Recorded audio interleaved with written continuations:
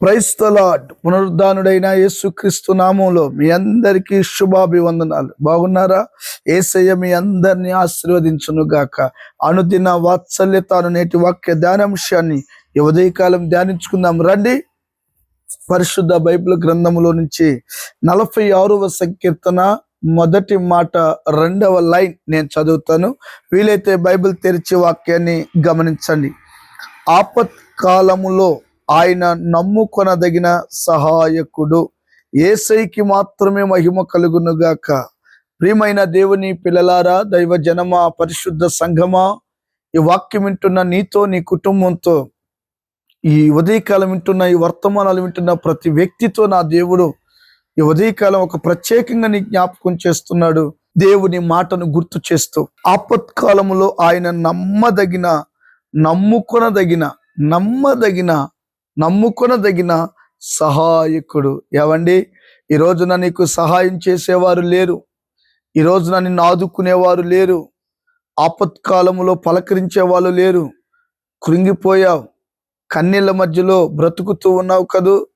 ఏంటి నా పరిస్థితి, దయానికమైన పరిస్థితిలో నేను బ్రతుకుతున్నాను అనుకున్నావు. ఈ రోజున ప్రతి కుటుంబం ఏదో ఒక ఆపదలో ఉన్నారు.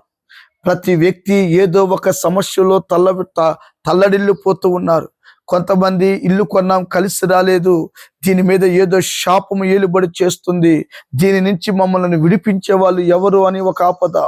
కొంతమంది అప్పులు అనే ఒక ఆపద, రోగం అనే ఒక ఆపద, సహాయం చేయలేకపోతున్నారు అన్నీ ఉండి బంధువులని ఒక ఆపద. ఏమండి, వ్యాపారం ప్రారంభించాము కానీ ఆ డబ్బులు ఆర్థికంగా నష్టపోతున్నాము, మాకు సహాయం చేసేవారు లేని ఒక ఆపద. ఈ రోజున ఏ ఆపదలో ఉన్నావు, ఏ కష్టంలో ఉన్నావు, ఏ కన్నీళ్ళతో ఉన్నావు, ఏ రోదనతో నువ్వు ఉన్నావు, భయపడాల్సిన అవసరం లేదు. అంత ఖచ్చితముగా ధైర్యంగా నేను మీకు చెప్పగలుగుతున్నానంటే, నేను ప్రకటిస్తున్న యేసుక్రీస్తు ఎవరో తెలుసా? ఆపత్కాలంలో నమ్మదగిన వాడు. ఏవండి, మన ఫ్రెండ్స్ ఎవరైనా గుర్తుపెట్టుకోండి, మన చుట్టాలు ఎవరైనా గుర్తుపెట్టుకోండి, మన ఊరు వాళ్ళు, ఏవండి కులం కలిగిన వాళ్ళు, మరి గ్రామంలో ఉన్నవారు, మనకు తెలిసిన వారు, పెద్దలు చిన్నలు మొదలుకొని ప్రతి వ్యక్తిని మీరు గమనించండి. ఏవండి, ఇల్లు ఓపెనింగ్ అంటే వస్తారు, పెళ్ళంటే వస్తారు, నీ ఇంటి నిండా సమృద్ధిగా ఉంటే వస్తారు. నువ్వు ఆపదలో ఉన్నావు, ఇల్లు వేలంపాటికి వెళ్ళిపోతుంది, పిల్లలు అనారోగ్యంతో ఉన్నారు, డబ్బు కావాలి, ఎటు చూసిన కష్టాలు, నిందలు, అవమానాల మధ్యలో ఉంటే ఎవరైనా వచ్చి నేనున్నా నీకు సహాయం చేస్తానని అనగలరా? నో, అన్నా కూడా ఏదో ఒకటి ఆశించి అంటారు. నీవు తర్వాత తిరిగి ఇవ్వగలవా లేదా అని స్టామినా చూసుకుంటారు. నీకేమున్నా లేకపోయినా, నువ్వు ఏ స్థితిలో ఉన్నా, నేను ప్రకటిస్తున్న ప్రభు ఎవరో తెలుసా? ప్రభువా అని నువ్వు పిలవగలిగితే, నీ సమస్యల్లో ఆయనకు నువ్వు మొర్రపెట్టగలిగితే, కొండ కోటగా ఉన్న దేవుడు, ఆశ్రయదుర్గమై ఉన్న దేవుడు నిశ్చయముగా నీ ఆపద సమయాల్లో నమ్మదగిన వాడుగా నీకు తోడుగా ఉండి నిన్ను అద్దరికి నడిపించునుగాక. ఆమెన్.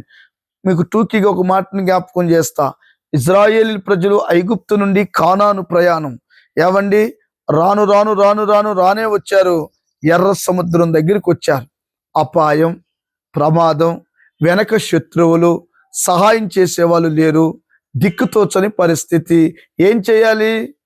చిన్న చిన్న పిల్లలు, ఒంటెలు, ఏవండి గొర్రెలు, మందలు, వారి సామాను మొత్తం బయలుదేరారు. 6 లక్షల మంది పైగా, ఆల్మోస్ట్ ధర్మశాస్త్ర ప్రకారం నా అంచనా 12 లక్షల మంది ప్రజలు.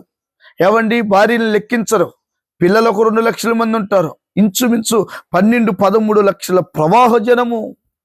ఈ ఇన్ని లక్షల మందికి ఆపదొచ్చింది, ఇన్ని లక్షల మందికి బాధ కలిగింది, ఇన్ని లక్షల మందికి గుండెల్లో బెరుకు, భయం ఏర్పడింది. ఎవడు విడిపించగలడు? ఒక్కడికి విడిపించడమే గగనమైతే 12 లక్షల మంది ఆపద ఎవరు తీర్చగలరు? దండం పెట్టి బ్రతిమలాడుతున్నా ఈ వాక్యం వింటున్న దేవుని బిడ్లారా, నేను ప్రకటిస్తున్న యేసు ప్రభు నీకు సహాయకుడిగా దిగివచ్చును గాక. ఆయన ఎవరో తెలుసా? నమ్మదగిన వాడు. ఈ రోజున ఎవడున్నాడు? భార్య భర్తకు నమ్మకం లేదు, భర్త భార్యకి నమ్మకంగా లేదు, పిల్లలు తల్లులకు నమ్మకంగా లేదు, ఎవ్వడికి నమ్మకంగా లేరు. కానీ నేను ప్రకటిస్తున్న దేవుడు నమ్మదగిన వాడు, నీ ఆపద కాలంలో నీకు సహాయకుడిగా ఉంటాడు. అంత మాత్రమే కాదు, ఎర్ర సముద్రాన్ని పాయలుగా చేసి నిన్ను అద్దరికి నడిపించడానికి సామర్థ్యం కలిగిన వాడు. యేసయ్యకి మహిమ కలుగునుగా.